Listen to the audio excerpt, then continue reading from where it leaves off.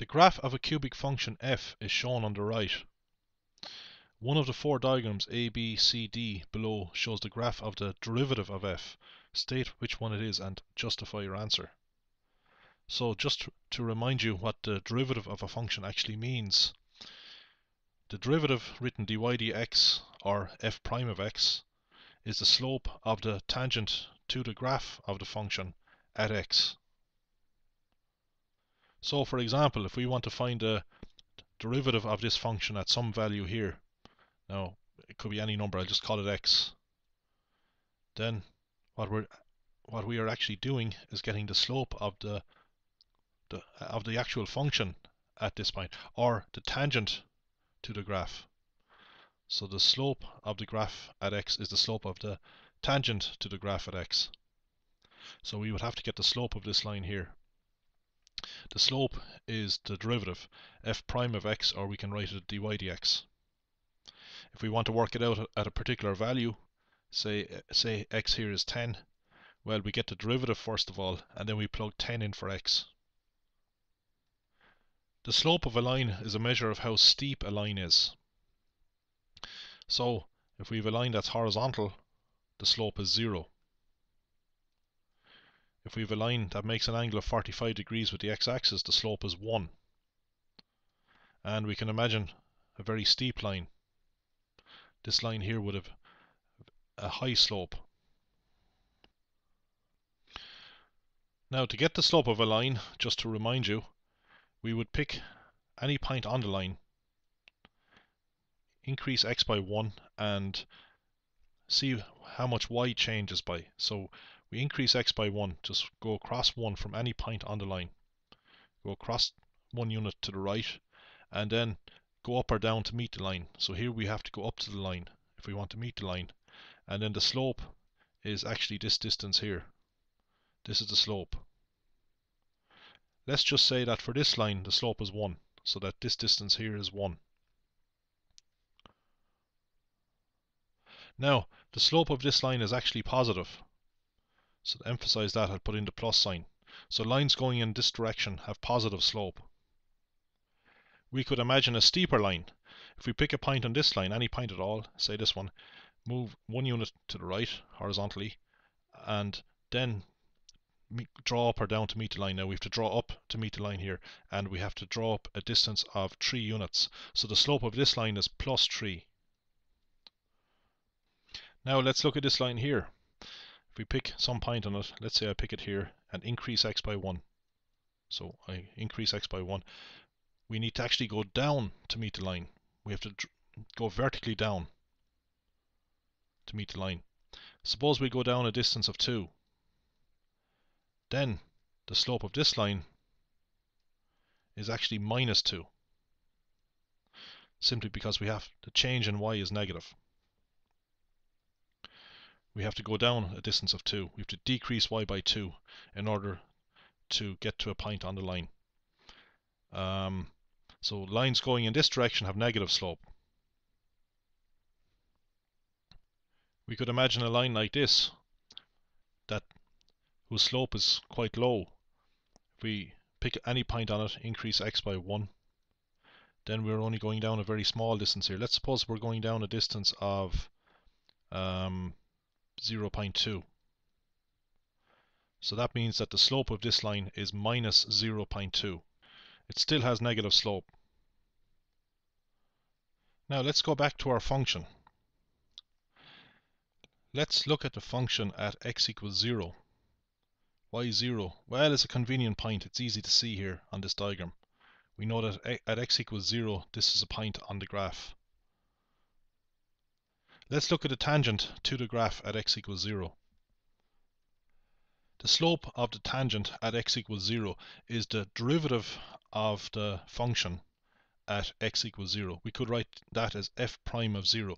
If we knew what the equation of this graph is, we could differentiate it and then plug 0 in for x. We would be calculating f prime of 0. Now, I've done this kind of thing in other videos.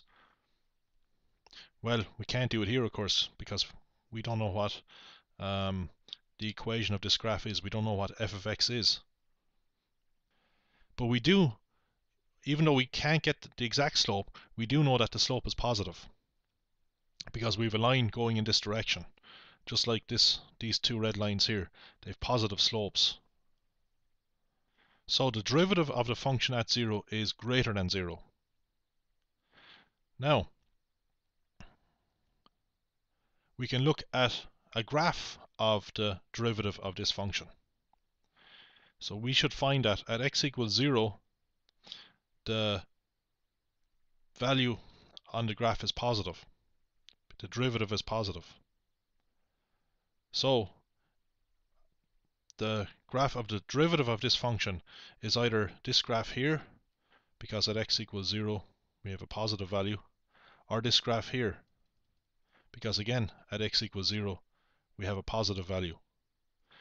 It can't be either of these two, because at x equals 0 and these two, the graph has a negative value.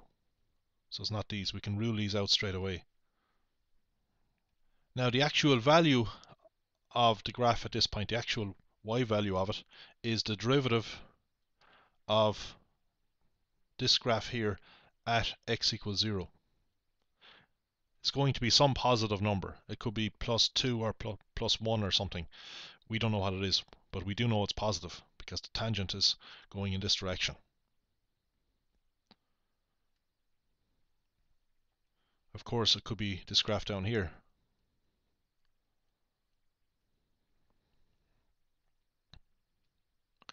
Actually, the labeling on this vertical axis should really be f prime of x, or dy dx.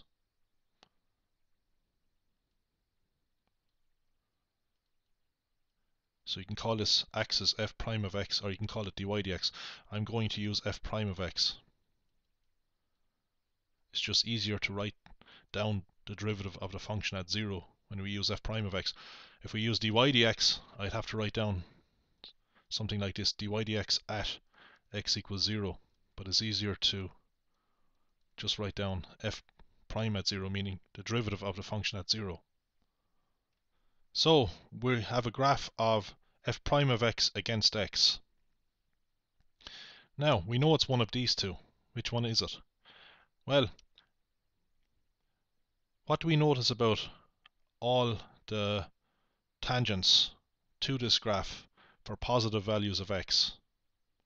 Well, all the tangents are going in this direction.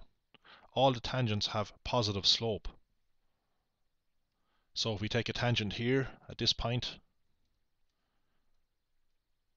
it looks like this. It's positive slope. Or if we take a tangent here at this point, the graph is steep here, so the slope of the tangent is high. So the derivative is high here, but it's positive. See, all points have positive slope. And that's actually true for a cubic function like this. This cubic function actually only crosses the x-axis at one point. And then there are 2 points that look like turning points. I've covered cubic functions before. They usually have 2 turning points. You've probably seen these before. A local max and a local min. Now some of them have what are coming close to local max and local min. Technically we don't have a local max and local min here. So some cubics don't have clear-cut local max and local min. They have 2 points that look like they're approaching it. But the fact is, this graph will only cut the x-axis at 1 point. Cubics cut the x-axis at most 3 points, but at least 1 point. You could have a cubic like this, it cuts it at 1 point. You could have a cubic that cuts the x-axis at 2 points. You could have something like this. But the fact is, after these 2 pseudo turning points, if you like, the graph will keep on increasing forever. So as x increases, the slopes of the tangents will always be positive for all values of x actually. So that rules out this graph here, because in this graph you can see that for some values of x, say this value here, then the value of f prime of x is negative. we want to see what f prime of x is, we could just go across here and read off here. We get some negative value.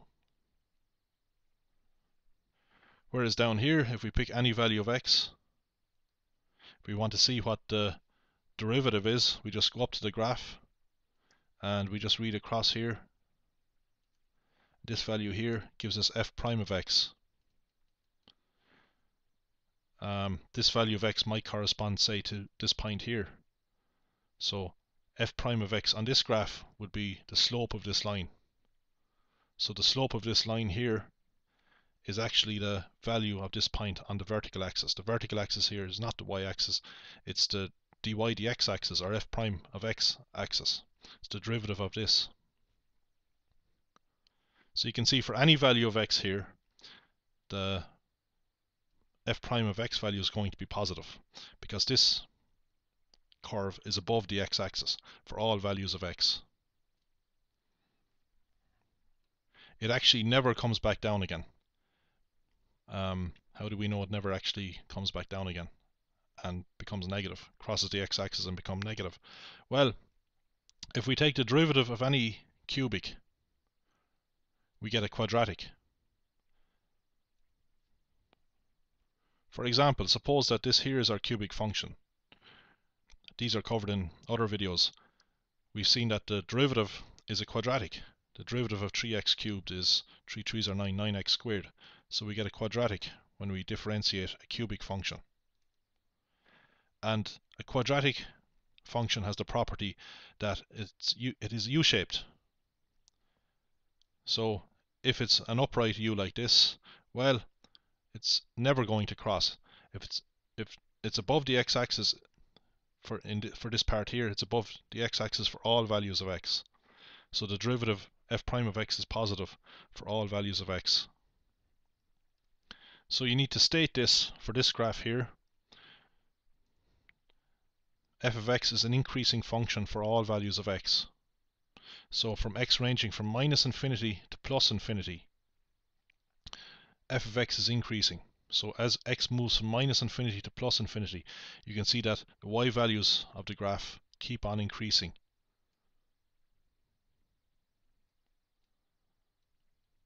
So that's what's happening. So that means that the tangents to the graph have positive slope. The graph never actually turns back down like this, because if it did, then we would have a tangent going in this direction. We would have a tangent with a negative slope. That doesn't happen. So you need to point that out for this graph here. Just show a few tangents showing the, you can see from the direction that the slopes are positive. And then refer to the graph of the derivative. Well, it's one of these two, as I explained earlier. Can't be, because the derivative at 0 is positive, whereas for these two the derivative at 0 is negative.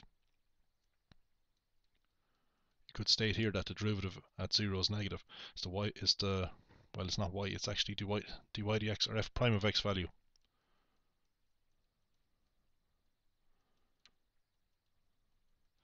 So f prime of 0 is negative for this one, and it's negative for this one too. You can see it's on the negative part of the vertical axis, the f prime of x axis. It's below 0. So that rules out these two, because we want the derivative at 0 to be positive. So you might want to emphasize that. So it has to be one of these two. It can't be this one, because as you can see, for values of x in this region here, values of x between this point and this point here, the graph dips below the x-axis. So that means that the derivative of f at x is negative. To see the derivative, we just look at the y value of this point. The y value is actually the derivative. It's not actually the y value. It's the derivative of our function up above at x. Since the derivative is not negative, then we have to rule out this graph here and conclude that C must be the only answer. That's the only one that's left, and indeed this is the correct answer. We have a quadratic function that is positive for all values of x.